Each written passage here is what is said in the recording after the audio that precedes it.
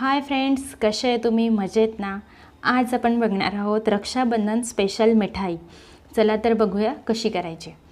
त्यासाठी मी अर्धा किलो बेसनाचं पीठ घेतलं आहे. बारीक दळून घेतलेलं आहे, हे जाडसर नाही आहे बिलकुल. आणि अर्धा किलो पिठी साखर घेतली आहे आणि एक पाव त्याच्यामध्ये गव्हाचं पीठ घेतलं आहे. एकदम बारीक गाळून घेतलं आहे, त्याला एकदम पिठी करून घेतली आहे त्याची. आणि डेकोरेशनसाठी म्हणजे गार्निशिंगसाठी काजूचे काप आणि बदामाचे काप घेतलेत. विलायची पावडर आणि जायफळाची पूड घेतली आहे अर्धा चमचा. आणि साजूक तूप घेतलं आहे 1 पाव. आता आपल्याला सर्वप्रथम एका कढईमध्ये 3 ते 4 चमचे तूप टाकून घ्यायचं आहे. आणि मग ते थोडंसं तापलं की मग त्याच्यामध्ये आपल्याला अर्ध बेसनाचं पीठ टाकून घ्यायचं आहे. आणि म्हणजे अर्धा किलोचं 1 पाव बेसनाचं पीठ त्याच्यामध्ये टाकून घ्यायचं आहे आणि ते तुपामध्ये मस्त भाजू द्यायचं आहे. आता मी अर्ध पीठ टाकून घेते आणि त्याला व्यवस्थित हलवून घेते.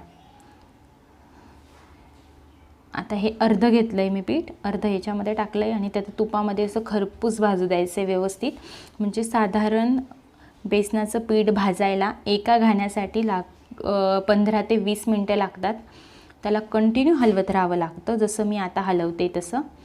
ते तूप पूर्ण याला लागलं पाहिजे आणि कंटिन्यू हलवलं गेलं पाहिजे. हे 5 मिनिटांनी बघू शकता तुम्ही, त्याला थोडासा लालसर कलर येतो आहे. छान असं भाजून घेते परत त्याला तसंच कमी गॅसवर. कंटिन्यू हलवलं म्हणजे ते एका बाजूने लाल होत नाही, व्यवस्थित त्याला हलवत राहायचं आहे. आता तुम्ही बघू शकता 15 मिनिटांनी ते लालसर झालं आहे पूर्ण, म्हणजे ते खमंग झालं आहे. आणि शेवटी त्याच्यात मी अजून थोडंसं तूप टाकून परत भाजून घेते, म्हणजे तूप टाकल्यामुळे ते अजून लवकर भाजलं जाईल. लालसर असा कलर येऊ द्यायचा आहे त्याला छान खमंग. चमच्याने कंटिन्यू हलवत राहायचे आणि त्याच्या त्या गाठी मोडत राहायच्या आहे कंटिन्यू. आता मी तो एक घाणा काढलेला तो मी आता मोठ्या भांड्यामध्ये काढून घेते, म्हणजे आपल्याला ते वळायला सोपं जाईल. आता परत मी तीच कढई ठेवली आहे आणि त्याच्यात ते 3 ते 4 चमचे परत तूप टाकून घेतलं आहे. आणि आता उरलेलं पीठही त्याच पद्धतीने भाजून घेणार आहे. 15 ते 20 मिनटं हे भाजायला द्यायचेच, तेव्हा ते खमंग भाजलं जातं आणि त्याची चवही छान लागते. नाहीतर मग तूप टाकल्यामुळे ते तूप जिभेला चिपकतं. त्याच्यामुळे छान भाजू द्यायचं पीठ, म्हणजे आपली मिठाई खमंग होईल.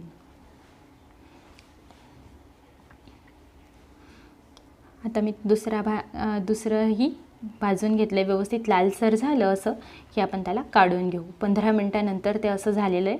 आता मी त्याला काढून घेते.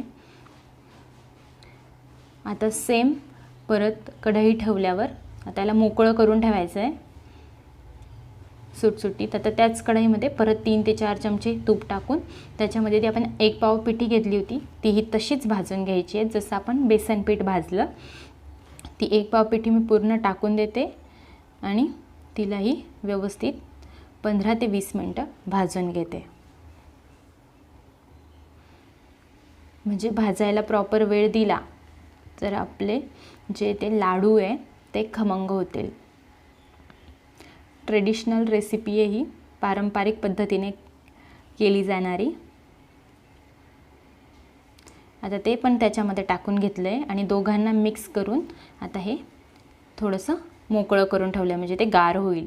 आता उरलेलं जितकं तूप होतं ते त्याच्यावर टाकून दिलं आहे तसंच पिठात, गरम पिठामध्ये भाजल्यावर. आता तुम्ही बघू शकतात किती ते असं मस्त लुसलुशीत आणि छान कलरही आला आहे. आता आपण जी ती पिठी साखर होती अर्धा किलो तीही त्याच्यात टाकून द्यायची आहे. ते गार झाल्यावर पिठी साखर टाकायची आहे. ते पूर्ण मिश्रण जेव्हा गार होईल पीठ तेव्हा पिठी साखर टाकायची आहे आणि हाताच्या साहाय्याने त्याला मोडायची आहे, म्हणजे पूर्ण चोळायची हाताने. म्हणजे त्याला काय होईल, ते पूर्ण एकजीव होईल आणि त्याचा मेळ बसेल. आता ज्या गाठी वगैरे असतील त्याच्यामध्ये त्या हाताने कुचकरून किंवा हाताने एकावर एक चोळून त्या गाठी सगळ्या मोडतील आणि पीठ एकजीव होईल. तुम्ही बघू शकता आता किती एकजीव आणि छान झालं. असंच त्याला पूर्ण हातावर चोळून घ्यायचं आहे, म्हणजे ते पूर्ण पिठी साखर त्या पिठामध्ये मुरली जाईल आणि सगळीकडे गोडवा पसरेल। आता ही जी विलायची पूड आणि जायफळाची पूड होती ती आपण ह्या टायमाला तिथे पूर्ण चहूबाजूने टाकून घेणार आहोत। पूर्ण जायफळही टाकून घेतलंय आणि परत त्याला मिक्स करून घ्यायचे, एकत्र करून घ्यायचे। तुपामुळे त्याला खमंग अशी चव येईल आणि छान लागतात ते खायला गावरान तुपाने। मिक्स करत राहायचे आणि आता त्याचे गोल गोल आकारामध्ये लाडू वळायचे आहेत। असे गोल आकारात लाडू वळले की दोन बोटांच्या साहाय्याने त्याला दाबून त्याला पेढ्याचा आकार द्यायचा आहे। तुम्ही बघू शकता त्याला गोल पेढ्याचा आकार दिला आहे आणि तो बदामाचा काप होता तो त्याच्यामध्ये वरतून दाबून बोटाच्या